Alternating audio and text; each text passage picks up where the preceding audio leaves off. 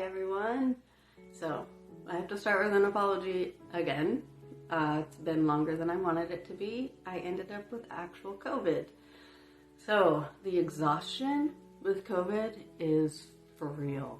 Like, I'm still tired. So I have tried this a couple times and I just haven't been able to get it done. So anyway, I want to tell you my story, my journey, my why I want to spread awareness about mental health. It's very personal. I don't know if I'll get emotional. I will probably look at what I have written down a lot more than I do on other videos because I'll lose my train of thought, I think, if I get caught up in the moment and remembering what I went through. But, and this will probably be 2 parts. The second part will be a lot more emotional than the first one. But I will get that out as soon as possible as well. So, again, the clicking in the background is my dog. She hears me talking, so she comes and has to be near me. So, anyway, all right. So, I am not an expert by any means when it comes to mental health. I did start a master's program and took some classes, but I ended up not finishing it for various reasons. So I have knowledge. I have a minor in counseling. So I have taken classes, but most of my stuff comes from my own experience or my own research that I have done or been led to do. I have so many books on anxiety or depression or different things, and that's where it comes from. So don't think I'm an expert and I have a doctorate or anything like that. That is not the truth. This is me. This is just me in my life. But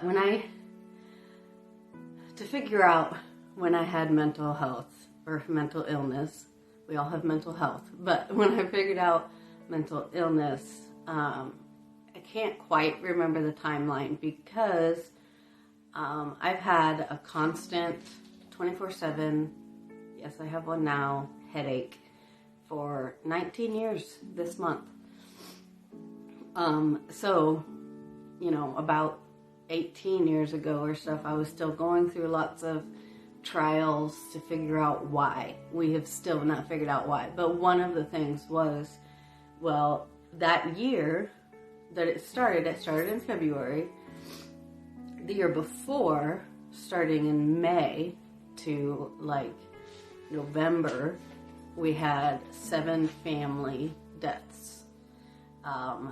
My step-grandma, my grandpa, my uncle, my great-uncles, and my sister had a miscarriage, and it was just a lot. And then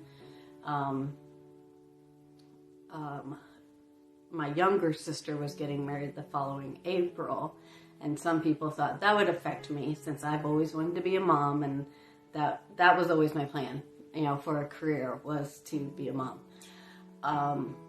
And so some people thought, her younger sister's getting married now, so, she's not dating yet. So, yeah. I don't personally think that was affecting me. I was very happy for my sister. I still am very happy for her. But that was a theory. So in one of my videos, I think the one about Christmas and Hope, I mentioned these testings I went through and how they determined that I was severely depressed, but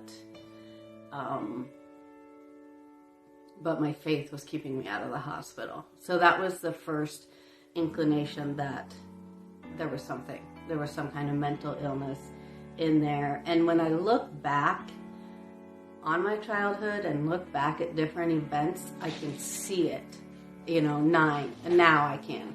Hindsight, they say 20/20.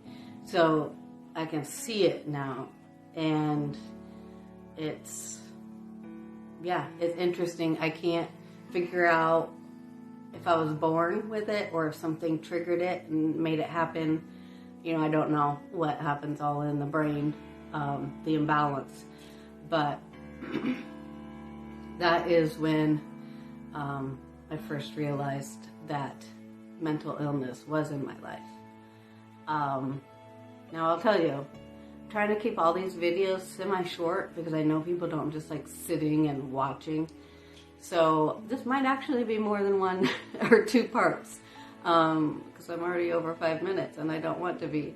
So I'm going to end right here. That was a little background. And then next time I'll pick up from after we started doing counseling during the whole deaths and my sister getting married and headache starting and everything. I started having counseling done then. So I'll see you next time.